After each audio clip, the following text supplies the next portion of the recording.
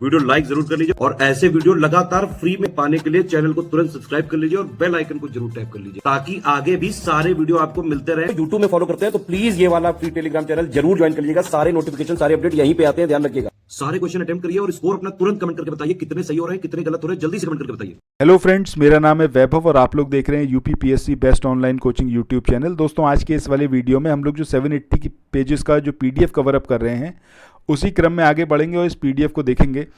अब देखिए, यहाँ पर ये वाला पीडीएफ कवर अप करना बेहद ज़रूरी है क्यों आपकी जो भी एग्ज़ाम है आने वाला, स्पेशली समीक्षा अधिकारी, उसके पॉइंट ऑफ व्यू से बहुत ज़्यादा ज़रूरी है। नारियल तक इसमें हम लोग कवर अप कर चुके हैं। आज हम बात करेंगे यहाँ पर पशुपालन की। पशुपालन की अगर हम बात करें तो इसके साक्ष्य हमारे इतिहास में बहुत पुराने टाइम से मिलते चले आ रहे हैं। ठीक है, अब क्यों पशुओं को पाला जाता है? तो ऑब्वियस सी बात है, दूध के लिए, मांस के लिए, ऊन के लिए, चमड़े के लिए। ये सारी चीज़ें हैं जिनसे मतलब जो उनसे पशुओं से प्राप्त होती हैं और कृषि कार्य में भी इनका इन्वॉल्वमेंट होता है। इसके अलावा माल परिवहन में भी इनका यूज़ किया जाता है। अब तो इतना नहीं, लेकिन पहले तो बहुत ज़्यादा यूज़ किया जाता था। ठीक है, पालतू जानवरों की तरह भी इनको रखा जाता है। अब अगर हम गाय और बैलों की बात करें तो मेनली दो नस्लें होती हैं। एक होती है दुधारू नस्लें और दूसरी होती हैं भारवाही नस्लें, यानी कि ड्रॉट ब्रीड्स। ठीक है, मिल्च ब्रीड और ड्रॉट ब्रीड, ये दो तरीके की अलग अलग ब्रीड्स होती हैं। अगर हम बात कर रहे हैं दुधारू गाय की, तो इसमें क्या होता है कि ये दूध जो है वो अधिक देती हैं। ठीक है, इस नस्ल की गाय तो अधिक दूध देती हैं। ठीक है, लेकिन बैल जो है वो कृषि कार्य या फिर भार वहन हेतु अच्छे नहीं होते हैं। मतलब गाय के पॉइंट ऑफ व्यू से कहें तो गाय का यहाँ पर होना काफ़ी इंपॉर्टेंट हो जाता है क्योंकि उससे दूध बहुत ज़्यादा मिलता है। लेकिन जो इस नस्ल के बैल होते हैं उनसे अच्छी तरीके से मतलब काम नहीं हो पाता, वो भार को ढो नहीं पाते हैं।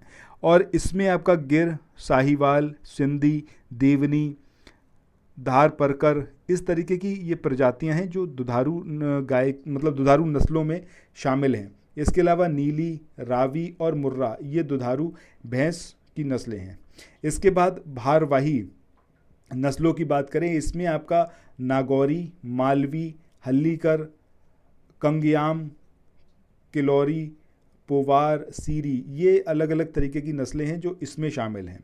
अगर हम बात करें इंडिया में तो सबसे अच्छी देसी नस्ल जो गाय की है वो कहाँ पर पाई जाती है? आपकी राजस्थान में पाई जाती है। और राजस्थान में जो गाय की नस्लें हैं उसमें धार परकर है, राठी है, कोरेज है, साहिवाल है, लाल सिंधी है, गिर है, नागौरी है, हरियाणवी है, मालवी है और मेवाती। ये अलग अलग तरीके की जो गाय हैं उनकी नस्लें हैं, ये राजस्थान में पाई जाती हैं।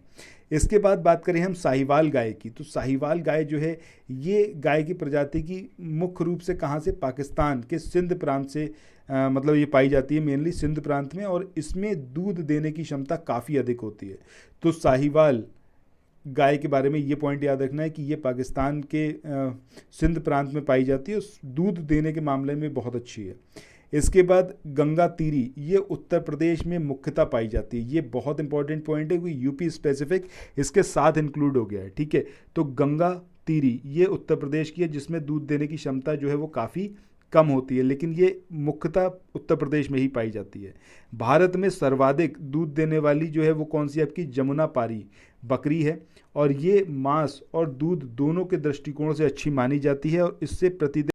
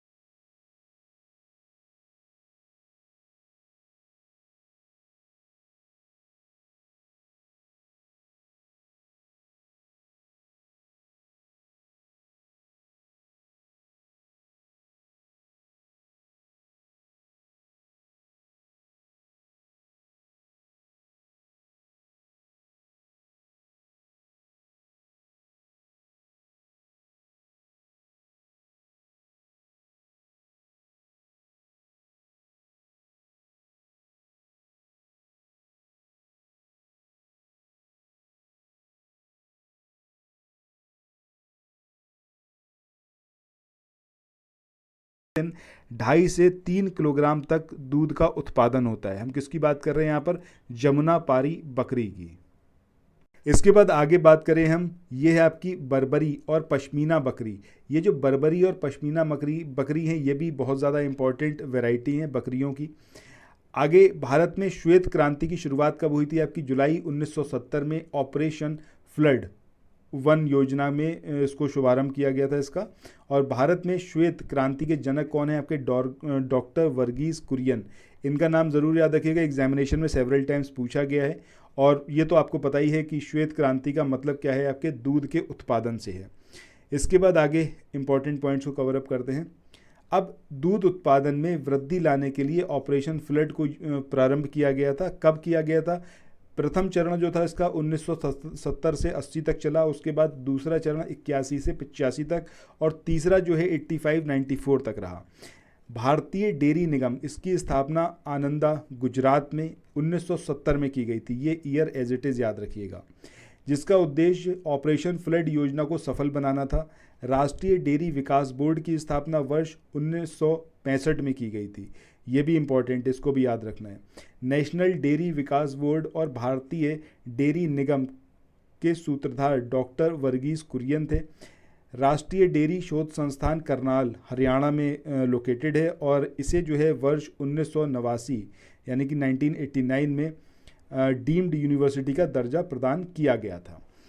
अब ये तो सारी बात हो गई हमारी जो पशुपालन से रिलेटेड इंपॉर्टेंट फैक्ट्स थे। इसके बाद अब आगे हम बढ़ते हैं और बात करते हैं खनिज संसाधन की, विशेषकर जो इंडिया में है। ठीक है, तो खनिज संसाधन की बात करें तो खनिज एग्जैक्टली दो उसमें कैटेगरी में डिवाइड करे जाते हैं। एक है आपके मेटेलिक और दूसरे है आपके नॉन मेटेलिक, यानी कि धात्विक और अधात्विक।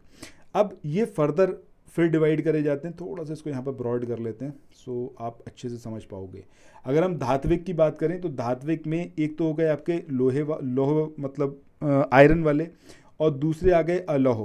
अब लोहे की बात हो गई तो लोहा, मैग्नीज, ये सब आएंगे आपके किसके अंदर? लोहे वाली कैटेगरी में। और जब हम अलौह की बात कर रहे हैं तो इसमें आपका तांबा हो गया, बॉक्साइट हो गया, ये सब उसमें आएंगे। इसके बाद नेक्स्ट अगर हम बात करें अधात्विक, तो इसको फर्दर डिवाइड करा गया है अधात्विक खनिजों को दो में। एक है आपके ईंधन खनिज, जिसके अंदर कोयला, पेट्रोलियम, प्राकृतिक गैस ये सब आएगा, और दूसरे हैं आपके अन्य अधात्विक खनिज, जिसमें माइका हो गया, चूना प्रस्तर हो गया, ग्रेफाइट हो गया, ये सारी उसके अंदर शामिल होंगे। सो अब एक एक करके सारे पॉइंट देखते हैं। अगर इंडिया में हम बात करें तो जो प्रायद्वीपीय चट्टानें हैं, इसमें कोयला, धात्विक खनिज, अभ्रक और जो दूसरे अधात्विक खनिज हैं, ये अधिकांश भंडार वहीं पर पाए जाते हैं। कहाँ पर? जो आपका पेनिनसुलर इंडिया की जो चट्टानें हैं, जो रॉक्स हैं, उसमें। प्रायद्वीप के पश्चिमी और पूर्वी पार्श्वों पर गुजरात और असम की तलहटी चट्टानों में अधिकांश तेल और लौह जो खनिज हैं वो पाए जाते हैं। उत्तरी भारत के विस्तृत जलोढ़ मैदान आर्थिक महत्व के खनिजों से लगभग विहीन हैं, मतलब उत्तर के मैदानों में जो मिनरल्स हैं वो लगभग नहीं पाए जाते हैं, और ये भिन्नताएं खनिजों की रचना में अंतर्ग्रस्त भूगर्भिक संरचना प्रक्रियाओं और समय के वजह से है। इसके बाद नेक्स्ट हम बात करें विंध्य क्रम की जो शैलें हैं, इसमें स्थूल, मध्य और सूक्ष्म कणों वाले बलुआ पत्थर, शैल और चूना पत्थर ये सम्मिलित हैं। मतलब अगर आपसे पूछ लिया जाए कि विंध्य क्रम की चट्टानों में क्या क्या पाया जाता है, तो आपको याद रखना होगा कि बलुआ पत्थर हो गया, शैल हो गए और चूना पत्थर। जहां निचली विंध्य शैलें आपके चूनेदार, मृणमय और सागरीय हैं, वहीं अगर ऊपरी विंध्य शैलों की बात करें तो ये नदिये और ज्वारनद मुखी हैं। चूने का पत्थर सीमेंट उद्योग का मेन आधार है, ये तो खैर आपको पता भी होगा। इसके बाद नेक्स्ट पॉइंट की बात करते हैं। इसमें बात हो रही है कि भारत में सबसे महत्वपूर्ण धात्विक खनिजयुक्त शैल तंत्र कौन सा है? आपका धारवाड़ सिस्टम है। ये शिलाएं अत्यधिक मेटेलिक हैं, इसके नाम से ही पता चल रहा है धारवाड़ धात्विक, आपको याद रहेगा ही, जिसमें सोना, लोहा, मैग्नीज, अभ्रक, कोबाल्ट, क्रोमियम, तांबा, टंगस्टन, सीसा ये सारे मिनरल्स पाए जाते हैं। धारवाड़ तंत्र को भारत धात्विक खनिज का हृदय स्थल या फिर जो स्टोर हाउस है, इसको ये भी कहा जाता है, जो धारवाड़ क्रम की चट्टानें हैं। इसके बाद नेक्स्ट पॉइंट की बात करते हैं। इसमें बात हो रही है आपसे कि भारत में जो साउथ ईस्ट है, साउथ ईस्ट में उत्तर पूर्वी पठारी पट्टी में खनिज तत्व पाए जाते हैं, और भारत में दक्षिण पूर्व में उत्तर पूर्वी पठारी पट्टी जो है उसमें खनिज संसाधनों के सबसे बड़े भंडार पाए जाते हैं। छोटा नागपुर पठार, दंड कारण्य पठार और उड़ीसा का पठार जो है वो इसी क्षेत्र में अवस्थित है। प्रायद्वीपीय क्षेत्र खनिज संसाधनों के सबसे बड़े भंडार हैं। छोटा नागपुर पठार की भारतीय खनिज का हृदय स्थल या फिर स्टोर हाउस ये भी बोला जाता है, अभी हमने इसको देखा है। भारत में दक्षिण पूर्व में खनिज संसाधनों के सबसे बड़े भंडार पाए जाते हैं और छोटा नागपुर पठार, दंडकारण्य पठार और उड़ीसा पठार जो है वो इसी क्षेत्र में अवस्थित है। ये चलिए ठीक है। इसके बाद दंडकारण्य, ये लगभग 89,078 वर्ग किलोमीटर के क्षेत्र में फैला हुआ है। इसका विस्तार उड़ीसा, ये इंपॉर्टेंट पॉइंट है, इसको ज़रूर याद रखिएगा कि ये कहाँ तक एक्सटेंड है, कौन कौन से स्टेट तक। तो एक तो हो गया उड़ीसा, दूसरा हो गया छत्तीसगढ़, तीसरा हो गया आंध्र प्रदेश। ठीक है, ये ज़रूर याद रखना है। उड़ीसा की बात करें तो कोरापुट और कालाहांडी जिला, छत्तीसगढ़ की बात करें तो बस्तर जिला और आंध्र प्रदेश की बात करें तो पूर्व में गोदावरी, विशाखापट्टनम और श्री कुर्नाकुलम जिले में ये एक्सटेंडेड है। ठीक है, इसके बाद जमशेदपुर, इसको खनिज संपदा में समृद्ध होने के कारण जो है भारत के स्टील शहर या फिर पिट्सबर्ग भी कहा जाता है जमशेदपुर को। सो यहीं पर आज के इस वाले सेशन को एंड करते हैं, फिर मिलते हैं नेक्स्ट वीडियो में, और नेक्स्ट वीडियो में आगे जो इंपॉर्टेंट पॉइंट्स हैं उनको कवर अप करेंगे। ठीक है, so let's see in next video. Thank you so much, have a nice day, bye bye.